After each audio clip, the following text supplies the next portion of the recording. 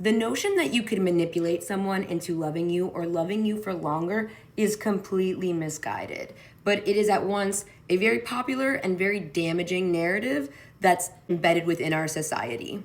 But it would be completely cavalier for me to say, don't worry about it and expect that to suffice, because everyone spends so much time worrying about it. So let me get into the weeds of it. Our culture is obsessed with telling us that we're not good enough as is, that we need to make ourselves more consumable in order to be XYZ. But the truth is, you can't bibbity bobbity boo your way into someone's life and making them stay. The person that's meant for you, my partner, is a fully formed human being. I am an individual. And if I have to filter myself in some way in order for this person to stay, they're not really meant for you.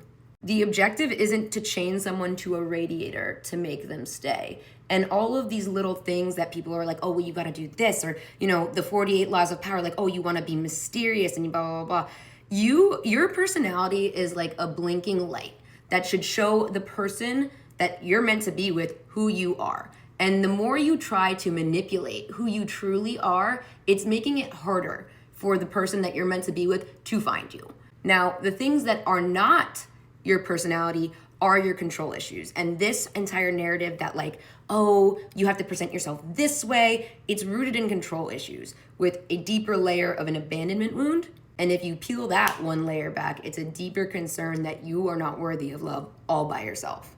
And it's a nice premise. It's a nice premise, like, if you stay in shape, you can keep your man. Or like, if you act this way, like no one will ever want to leave you.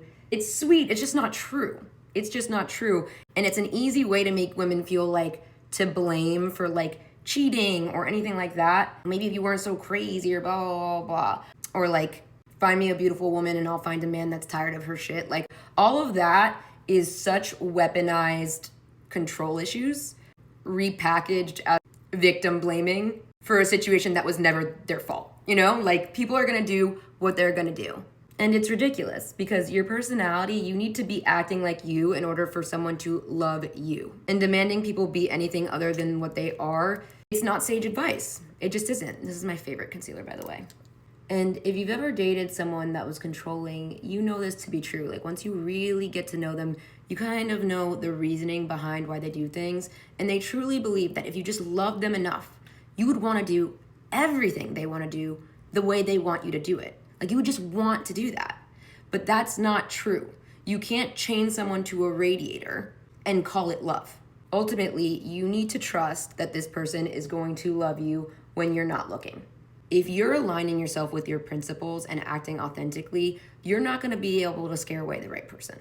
And I really like this question because I think it's important for any boy or girl to watch this and know that you shouldn't try to be liked for any longer than you should be. Because there are boys and girls out there that really look at their life from a bird's eye view. How would it look if I was to act this way? And they're constantly wondering about their perception. When in earnest, the race to be the most consumable human being on planet Earth is a race straight to the bottom. All that, and it still won't make anyone that's not meant to stay. If you have to be perfect for someone to love you, that's not love. Like, if you can't take your hands off the metaphorical neck of a relationship in order for it to grow because you don't trust it'll stay, that's not a real relationship. So back to the question, do you think your TikTok count increases or decreases your chances of acquiring the partner you're trying to speak into existence?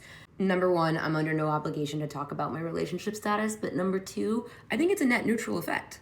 Like, if it was ever gonna make a difference, it was always going to, right? And you can't control that. But as long as you're acting and keeping and aligning yourself with your own principles, your values, and you're being authentic to you, you can't play that game. You can't manipulate my partner into disliking something about me any more than I can, right? If it was gonna bother him, it was always gonna bother him. If he's easily swayed by the opinion of others, it was always going to be that way. There's nothing I could say or do, because if it's not one thing, it's another. Would I be upset if the love of my life, didn't want to be with me because of something I said on the internet? Debate can be made that he isn't the love of my life, I'm sure I would feel a type of way about it, but not much that can be done, right? And it's because I don't have this control issue. I don't have this like core wound where I don't have faith that I am worthy of someone or that I'm not worthy of being loved as is. I don't have that wound. Truly, I don't feel like I gotta look like her or be this it girl or talk like that one or, phrase things in this way. I don't.